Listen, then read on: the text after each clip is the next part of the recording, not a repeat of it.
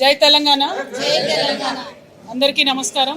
ఇవాళ తెలంగాణ ప్రజలు ఎవరు కూడా అడగకుండా, తెలంగాణ రైతులు ఎవరు కూడా అడగకుండా రాష్ట్ర ప్రభుత్వం రైతు డిస్కామ్ అనే పేరుతోని ఏదైతే విద్యుత్ సంస్కరణలు తీసుకురావాలని ప్రయత్నం చేస్తూ ఉందో, రైతు డిస్కామ్ పేరుతో ఒక కొత్త డిస్కామ్ ఏర్పాటు చేయాలని చెప్పి ప్రయత్నం చేస్తూ ఉందో, ఈ యొక్క ప్రయత్నాన్ని తెలంగాణ రక్షణ సేన నుంచి మేము సంపూర్ణంగా వ్యతిరేకిస్తూ ఉన్నాం.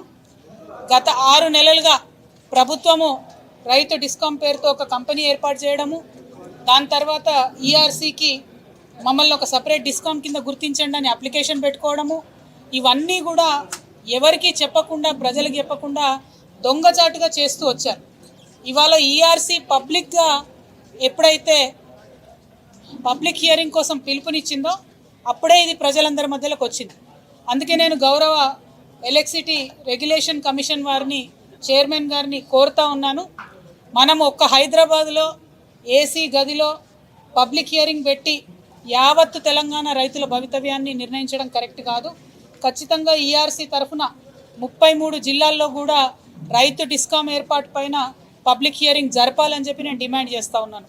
అదేవిధంగా ఈ హియరింగ్ కానీ ఈఆర్సీ లైసెన్స్ ఇవ్వకముందే రాష్ట్ర ముఖ్యమంత్రి గారు జూన్ 2 నుండి ఈ డిస్కామ్ మరి ఫంక్షన్ అవుతుందని చెప్పడం కూడా కరెక్ట్ పద్ధతి కాదు. కాబట్టి ఈ 2 అంశాలను దృష్టిలో పెట్టుకొని తక్షణమే రైతు డిస్కామ్ కోసము ప్రభుత్వం అప్లై చేసినటువంటి లైసెన్స్ని రిజెక్ట్ చేయవలసిందిగా నేను కోరుతా ఉన్నాను. క్షేత్రస్థాయిలో రైతన్నలందరికీ కూడా నేను మీ అందరికీ మనస్ఫూర్తిగా చేతులు జోడించి చెప్తా ఉన్నాను, ఇప్పుడు తీసుకొస్తున్న సంస్కరణలు ఏవైతే ఉన్నాయో రేపటి నాడు మన తెలంగాణ వ్యవసాయానికి ఉరితాడులాగా మారేటటువంటి ప్రమాదం ఉంది. 1999లో ఎట్లా అయితే ఆనాడు వరల్డ్ బ్యాంకుకి చంద్రబాబు నాయుడు గారు సంపూర్ణంగా వ్యవసాయాన్ని అమ్మాలనుకున్నారో, ఇవాళ అదే పందాలో పేరు వేరే ఉన్నది, లక్ష్యం మాత్రం అదే ఉన్నది. రైతు డిస్కామ్ అని చెప్పేసి ఒక కొత్త డిస్కామ్ తీసుకొచ్చి మిగతా డిస్కామ్లను ప్రైవేట్ చేసి కరెంటును ప్రైవేట్ వాళ్ళకి అమ్ముకోవాలనే కుట్ర కూడా తెలుస్తూ ఉన్నది. ముఖ్యమంత్రి గారు ఓల్డ్ సిటీలో ఒక సందర్భంగా మాట్లాడుకుంటూ ఆయన చెప్పింది కూడా, ఓల్డ్ సిటీ మొత్తం నేను అదానికి అప్పచెప్తా అని కూడా ఆయన చెప్పడం జరిగింది. అంటే దీని వెనుక కంప్లీట్గా లక్ష్యం విద్యుత్తును ప్రైవేటీకరణ చేయడము. కాబట్టి దీన్ని మేము సంపూర్ణంగా వ్యతిరేకిస్తూ ఈ సంస్కరణల కోసం ప్రభుత్వం పెట్టుకున్నటువంటి లైసెన్స్ని ఈఆర్సీ నిర్ద్వంద్వంగా మరి ఇమీడియట్గా రిజెక్ట్ చేయాలని చెప్పి డిమాండ్ చేస్తూ ఉన్నాము. Thank you. జై తెలంగాణ. జై తెలంగాణ.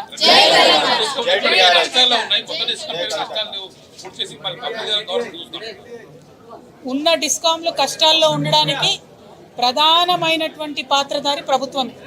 ప్రభుత్వం ఇవ్వాల్సినటువంటి 54,000 కోట్ల బకాయిలు రేపు పొద్దున ఇస్తే డిస్కామ్లు లాభాల్లోకి వస్తాయి. సో ప్రభుత్వమే డిస్కామ్లని నష్టాల్లోకి నెట్టి, నష్టాల్లో ఉన్నాయి కాబట్టి కొత్త డిస్కామ్ క్రియేట్ చేస్తున్నామని చెప్పి మళ్ళా పాత డిస్కామ్లు ఏవైతే ఉంటాయో వాటిని ప్రైవేటైజ్ చేసేటటువంటి కుట్ర నడుస్తుంది. కాబట్టి దీన్ని కుట్రను అర్థం చేసుకోవాలి. ఒకవేళ పాత డిస్కామ్లు ప్రైవేటైజ్ చేస్తే మరి మాకేం నష్టమని రైతన్నలు అనుకోవచ్చు, కానీ రైతు డిస్కామ్ని సపరేట్ చేసి ఉన్న నష్టాన్ని అంతా కూడా రైతులకు ట్రాన్స్ఫర్ చేసి తక్కువ మంది ఉద్యోగులను రైతులకు ఇచ్చి, రైతులు రేపు ట్రాన్స్ఫార్మర్ పోయినా, కొత్త కనెక్షన్ కావాలన్నా, ఏ చిన్న పని ఉన్నా కూడా ఆర్డీఓ కేంద్రం దగ్గరికి తాలూకాకు పోయి పని చేసుకోవాల్సిన పరిస్థితి ఉంటుంది. కాన్స్టిట్యున్సీలో ఉన్నటువంటి ట్రాన్స్ఫార్మర్ రిపేర్ సెంటర్లు ఈ రైతు డిస్కామ్కి ఇస్తలేరు. రైతు డిస్కామ్ దగ్గర ట్రాన్స్ఫార్మర్ రిపేర్ సెంటర్లు లేవు. ఇక అవి లేనప్పుడు మనకేం ఉపయోగం ఈ రైతు డిస్కామ్ అన్న విషయాన్ని రైతన్నలు ఆలోచించాలి. తీవ్రమైన నష్టం జరుగుతుంది. కాబట్టి ఖచ్చితంగా ఈ డిస్కామ్ని మరి లైసెన్స్ ఇవ్వకుండా ఈఆర్సీ ఆపాలని కోరుతున్నాను. 100%. ఇప్పుడు 2 డిస్కామ్లు, ఇప్పుడున్న 2 డిస్కామ్లు కలిపి 45,000 మంది ఉద్యోగులు ఉన్నారు. టోటల్ ఎలక్ట్రిసిటీ డిపార్ట్మెంట్లో 70,000 మంది ఉంటారు, కానీ డిస్కామ్లో 45,000 మంది ఉన్నారు. ఈ 45,000 మందిలో ఒక 35,000 మంది దాకా దాదాపుగా క్షేత్రస్థాయిలోకి వెళ్ళి ట్రాన్స్ఫార్మర్ ఎక్కడమో, లైన్ ఎక్కడమో ఆ రిపేర్ చేసే వాళ్ళు ఉంటారు. మరి 42% విద్యుత్ కనెక్షన్లు రైతు డిస్కామ్కి ట్రాన్స్ఫర్ చేసినప్పుడు 42% ఎంప్లాయీస్ని కూడా ఇవ్వాలి. ఇవ్వకుండా ప్రభుత్వం చేస్తుందంటేనే ఆ డిస్కామ్ని లాస్ట్ బాట పట్టించాలి, తర్వాత ప్రైవేటైజేషన్ దిశగా పోవాలి.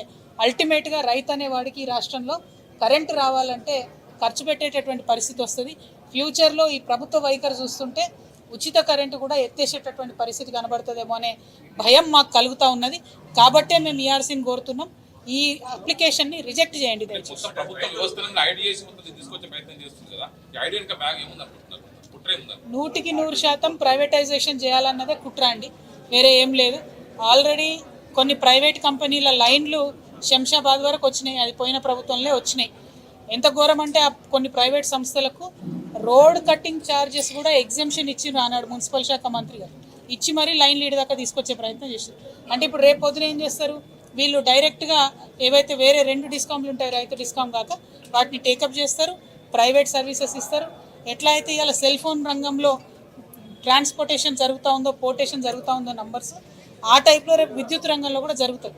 దీనివల్ల అత్యధిక నష్టం రైతుకు జరుగుతుంది. కాబట్టి మేము ఈ యొక్క అంశాన్ని వ్యతిరేకిస్తాం.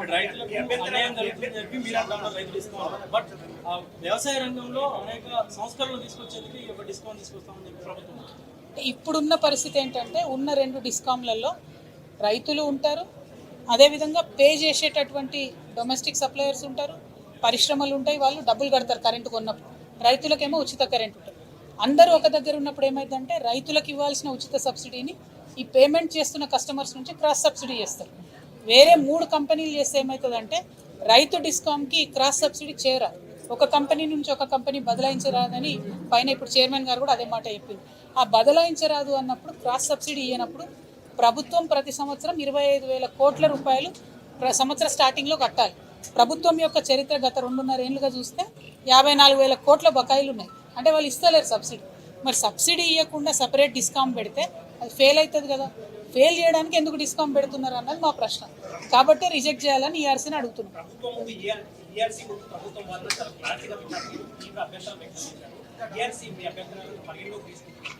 తీసుకోవాలని కోరుతున్నాను. అందుకే నేను జస్టిస్ గారికి చేతులు జోడించి మరీ తెలంగాణ రైతుల తరఫున విజ్ఞప్తి చేసిన, ఒక్క దగ్గర మీరు పబ్లిక్ హియరింగ్ పెట్టి లైసెన్స్ ఇవ్వడం కరెక్ట్ కాదు. 33 జిల్లాలలో రైతుల సమక్షంలో పబ్లిక్ హియరింగ్ పెట్టాలి. వారు ఒకవేళ అట్లా కాదు అని హై హ్యాండెడ్గా ముందుకెళ్ళిపోతే మేము అన్ని రకాలుగా కూడా దీన్ని వ్యతిరేకిస్తాం. కాలికి బల్పం కట్టుకొని ప్రతి ఊరుకు పోయి ఈ ప్రభుత్వం రైతులకు చేస్తున్నటువంటి నష్టాన్ని కూడా తెలియజేస్తామని తెలుసు. Thank you. జై తెలంగాణ.